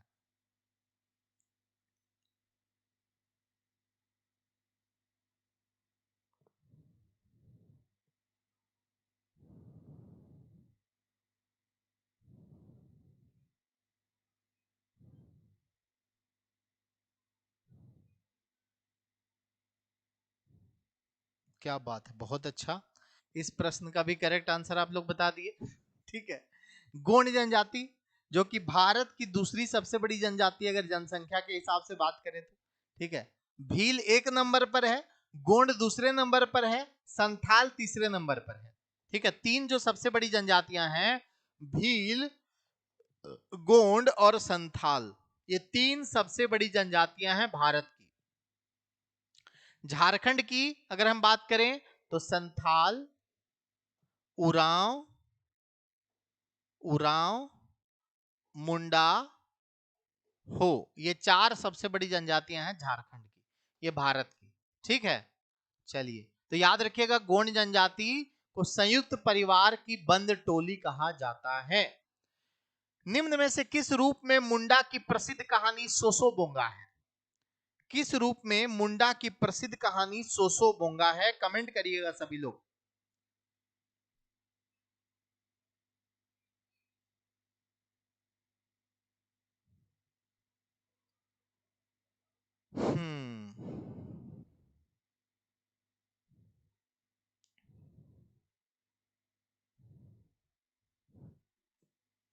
क्या होगा? किस रूप में मुंडा की प्रसिद्ध कहानी सोसो बोंगा है? तो सोसो बोंगा जो मुंडाओं की प्रसिद्ध कहानी है, एक गाथा गीत है। ठीक है, ये क्या है? मुंडाओं की गाथा गीत है। ये कोई, ये जो है ये कोई कविता नहीं है, गीत नहीं है, गाथा, उनकी गाथा करते हुए गीत है। क्या? सोसो बोंगा। ठीक है, याद रखिएगा, मुंडा की प्रसिद्ध कहानी सोसो बोंगा जो है वो गाथा गीत के रूप में प्रकाशित है। जुलाई 2012 में तिथि पर झारखंड अंतरिक्ष अनुप्रयोग केंद्र, देखो ये हम यहां पर कट कर दे रहे हैं। ठीक है, जुलाई 2012 की बात नहीं पूछ रहे हैं हम, वर्तमान में आपसे पूछ रहे हैं। ठीक है, जुलाई 2012 की बात कीजिएगा तो यहां पे बदल गया है क्वेश्चन, थोड़ा सा एडिट करना पड़ेगा। ये अभी वर्तमान में जे सैक, जिसका गठन हुआ था 2003 में, समझे? झारखंड स्पेस एप्लीकेशन सेंटर के वर्तमान प्रेसिडेंट कौन है? या डायरेक्टर बोल लीजिए, डायरेक्टर के नाम से ही वेबसाइट में मिलेगा आपको। जेसैक के वर्तमान डायरेक्टर कौन है? अध्यक्ष भी आप बोल सकते हैं, दिक्कत नहीं है, उसके डायरेक्टर ही मेन होते हैं। जेसैक के वर्तमान डायरेक्टर या वर्तमान अध्यक्ष कौन है? तो ये कुछ ही दिन पहले अपॉइंट हुए हैं, इनका नाम है श्री विशाल सागर जी। कौन है? श्री विशाल सागर हैं वर्तमान डायरेक्टर। झारखंड अंतरिक्ष अनुप्रयोग केंद्र यानी झारखंड स्पेस एप्लीकेशन सेंटर जो है उसके वर्तमान डायरेक्टर श्री विशाल सागर जी हैं। आप लोग याद रखिएगा इसको भी। अगला, निम्नलिखित में से कौन सी भाषाओं का समूह द्रविड़ परिवार से संबंधित है? ठीक है, बहुत अच्छा सवाल है, आप लोग बता ही सकते हैं क्या? आराम से बता सकते हैं। कुडुक और मुंडारी, संथाली और भूमिज, उरांव और पहाड़िया। अंगिका, देखो उरांव बोलिए या कुडुक बोलिए, दोनों बातें बराबर है। ठीक है, उत्तर दीजिए सभी लोग।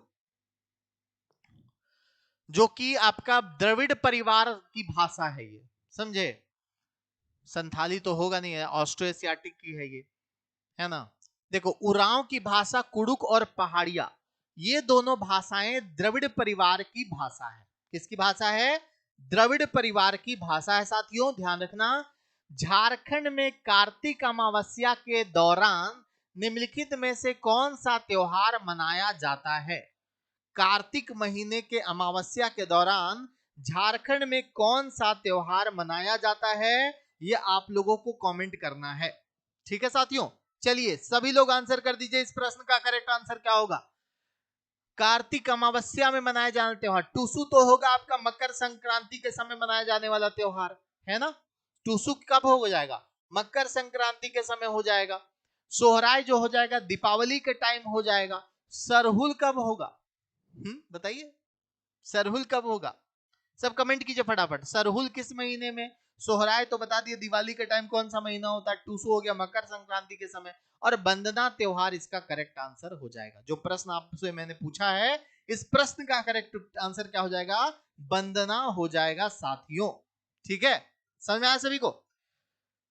तो बता दीजिएगा थोड़ा आज का क्लास कैसा लगा। आज का टेस्ट में कितना नंबर आया आप लोग का? शुरू से जुड़े थे जो लोग बताइए। 44 नंबर के टेस्ट में आप लोग का कितना नंबर आ गया? अपना अपना आकलन कर लीजिए। आज का कट ऑफ था 35 नंबर। ठीक है, 35 पार जो कर गए हैं वो पास हो गए झारखंड जीके में। ठीक है, जो 35 पार आज कर गए हैं, सही कर दिए हैं, वो लोग झारखंड जी, हाँ नेगेटिव मार्किंग को भी जोड़ लीजिएगा, समझे? नेगेटिव को काट कूट के 35 आना चाहिए आज के सेशन में। ठीक है, तब मानेंगे आप लोग का झारखंड जीके बढ़िया है। समझ में आ गया बात? बाकी आप लोग जुड़े रहिए, कल भी हम कुछ धमाकेदार सेशन ही आप लोग के बीच में लाने वाले हैं। कल भी जुड़िए, कुछ ना कुछ नया रहेगा। हर दिन कुछ सीखना है, हर दिन कुछ जानना है और अपने आप को बेहतर बनाने का प्रयास है। ठीक है, अपने आप को बेहतर बनाने का प्रयास लगातार जारी रखना है दोस्तों, आपको भी हमको भी। हम भी पढ़ा रहे हैं, हम भी अपने आप को बेहतर करने का प्रयास करते हैं ताकि आपको ज्यादा फायदा पहुंचा सके। ठीक है, मेरा काम आपको फायदा पहुंचाना ही थोड़ा बहुत। देखो मैं एग्जाम तो आपका नहीं निकलवा दूंगा, आपको एग्जाम तो खुद ही निकालना है, आपको मजबूत भी खुद ही बनना है और मेहनत भी आपको खुद ही करना है। हम एक बार थोड़ा सा माध्यम है, हम क्या, कोई भी टीचर जहां से आप पढ़ते हैं, जहां से आप सीखते हैं, वो एक माध्यम हो सकते हैं, लेकिन आपको करना खुद पड़ता है 95%। कोई भी स्टूडेंट की सफलता जो होती है 95% अपनी वजह से होती है।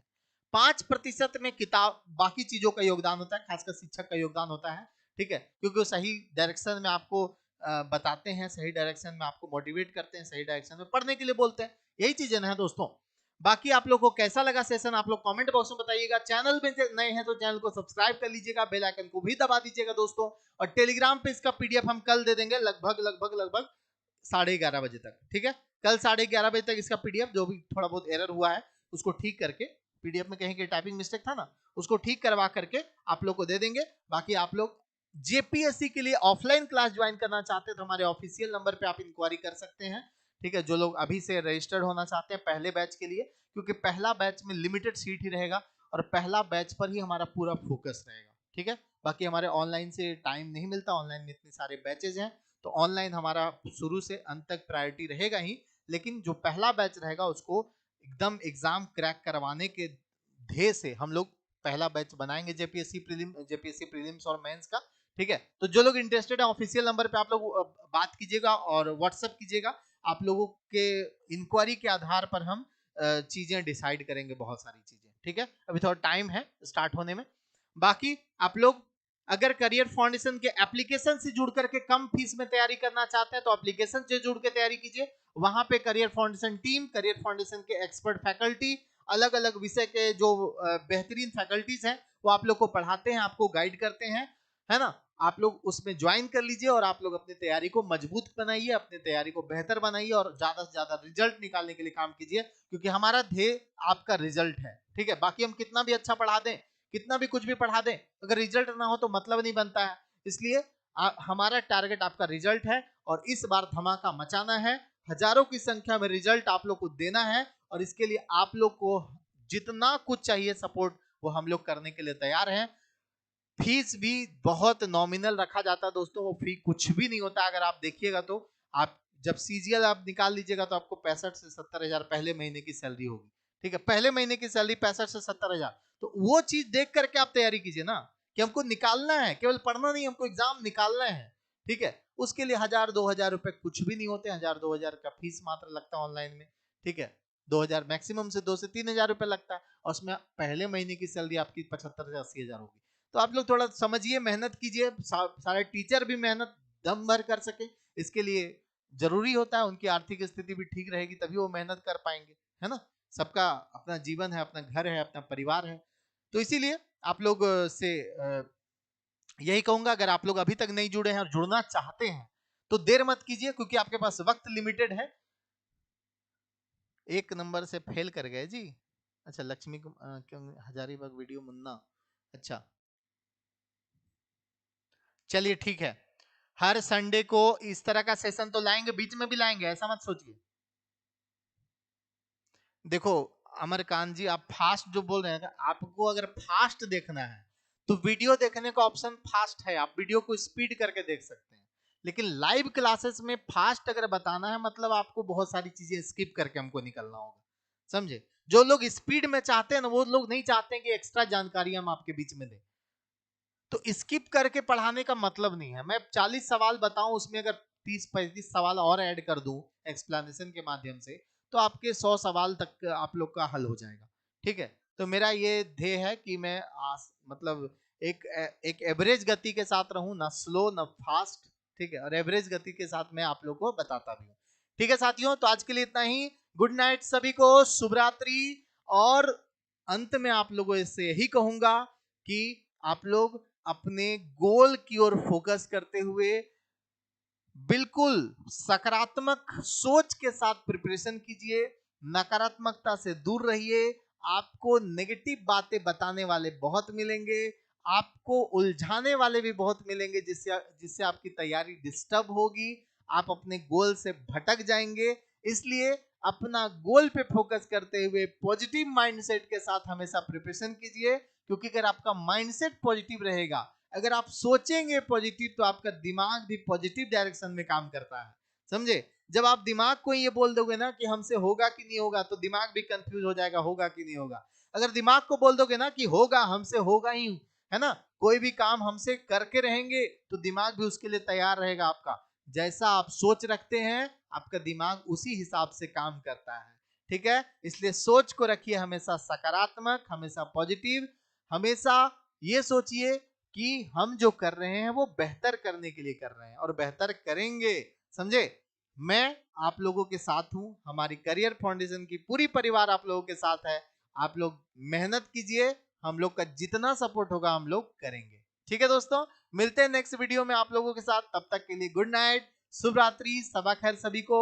चैनल में नए हैं तो सब्सक्राइब कर दीजिएगा। चैट बॉक्स में आपको दिया हूं एक टेलीग्राम चैनल का लिंक, उसको भी ज्वाइन कर लीजिएगा। और करियर फाउंडेशन ऐप डाउनलोड नहीं किए हैं तो प्ले स्टोर से जाके डाउनलोड कर लीजिएगा। एडमिशन हेल्पलाइन नंबर आपके सामने है, इसमें आप जानकारियां ले सकते हैं। Thank you so much, good night सभी को।